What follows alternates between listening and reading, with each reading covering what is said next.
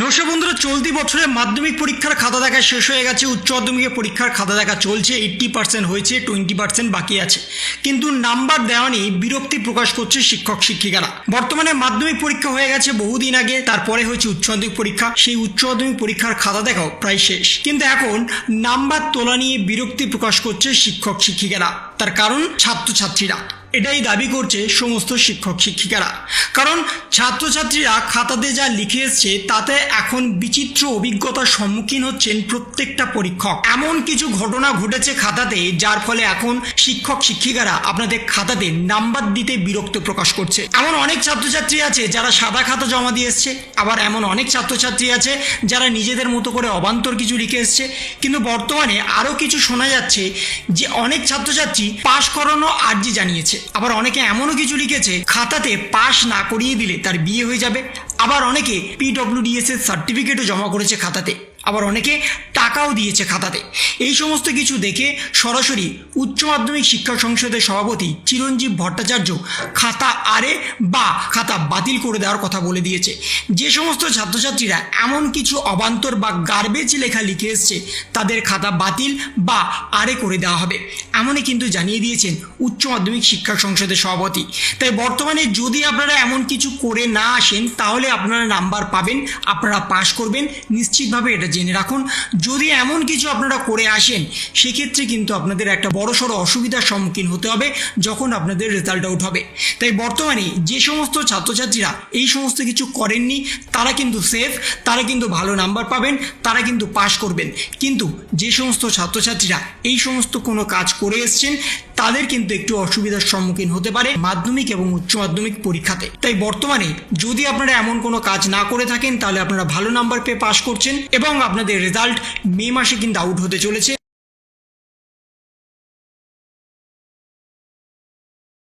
বর্তমানে উচ্চ মাধ্যমিক পরীক্ষা হয়ে গেছে, মাধ্যমিক পরীক্ষা হয়ে গেছে, 11-এর সেমিস্টার 2ও হয়ে গেছে।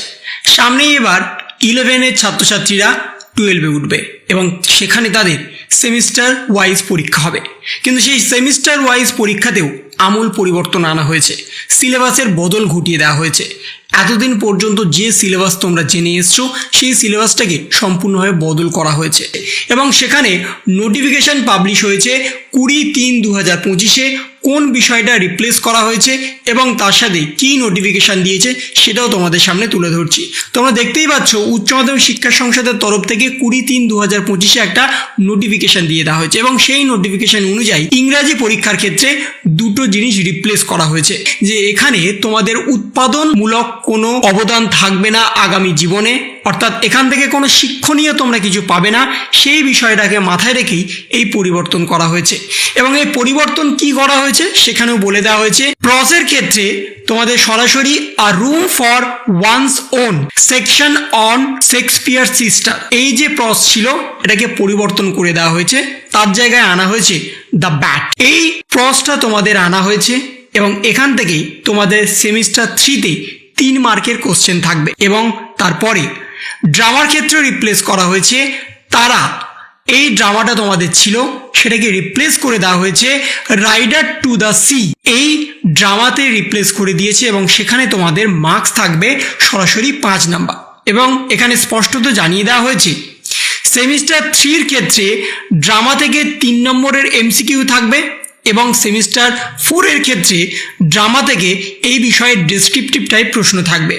এবং তার সাথে একটা প্রতিবেদনও প্রকাশ হয়েছে উচ্চ মাধ্যমিকের 3য় সেমিস্টারে ইংরাজি সিলেবাসের বদল এবং সেখানেও স্পষ্টত জানিয়ে দেওয়া হয়েছে তোমাদের প্রসের ক্ষেত্রে কি কি পরিবর্তন হয়েছে সে বিষয়টা বিস্তারিতভাবে জানানো হয়েছে। এবং এখান থেকে গদ্য থেকে তোমাদের 3 মার্ক এবং নাটকের থেকে তোমাদের 5 মার্কের প্রশ্ন থাকবে এবং সেটা সেমিস্টার 3-তে MCQ এবং সেমিস্টার 4-এ তোমাদের ডেসক্রিপটিভ টাইপ প্রশ্ন থাকবে। এবং এই দুটো গদ্য এবং নাটক সম্পূর্ণভাবে পরিবর্তন করে দেওয়া হয়েছে এবং সেখানে বলে দেওয়া হচ্ছে ইংরাজি এই তারা নাটকটি সহ আরও একাধিক টপিক নিয়ে আপত্তি জানিয়েছিল শিক্ষক সংগঠনের একাংশ। নাটকটি সম্পর্কে তাদের বক্তব্য, এতে দ্বাদশের পড়ুয়াদের সাহিত্য চর্চার কোনো উপাদান ছিল না, ফলে তার বদলে অন্য কোনো নাটকে দাবি করা হয়েছিল। যাদবপুর বিদ্যাপীঠের ইংরাজি শিক্ষক মিষ্টনী দত্ত বলেছেন, গদ্যটি নিয়ে কোনো মন্তব্য করব না, কারণ ওটি এখনও পড়ানো শুরু হয়নি। তবে নাটকটির ভেতরে সাহিত্যের কোনো উপাদান ছিল না। এছাড়াও আরও টপিক নিয়ে প্রশ্ন রয়েছে। বিশেষ করে বাংলার ক্ষেত্রেও কিন্তু বেশ কিছু পরিবর্তন হতে পারে, সেই বিষয়ে কিন্তু জানানো হয়েছে। তাই বর্তমানে তোমাদের ইংরাজি সিলেবাসে যে পরিবর্তন হয়েছে সেই বিষয়টা কিন্তু তোমাদের মাথায় রাখতে হবে এবং সেই যে সিলেবাসটা পরিবর্তন হয়েছে সেই সিলেবাস অনুযায়ী তোমাদের পড়তে হবে। এতদিন তোমরা যে সিলেবাসটা জেনে এসেছিলে সেটা কিন্তু আর হবে না। তার বদলে দুটো নতুন গদ্য এবং নাটক ইন্ট্রোডিউস করে দেওয়া হয়েছে এবং সেটাকেই তোমাদের পড়তে হবে। তাহলে এই ছিল একটা ছোট্ট ইনফরমেশন তোমাদের সকলের জন্য। যদি তোমাদের ভিডিওটা ভালো লেগে থাকে তবে লাইক করো, শেয়ার করো এবং অবশ্যই সাবস্ক্রাইব করো। তার পাশাপাশি তোমার মতামত কমেন্টের মাধ্যমে জানাও। ভালো থেকো, সুস্থ থেকো, ধন্যবাদ।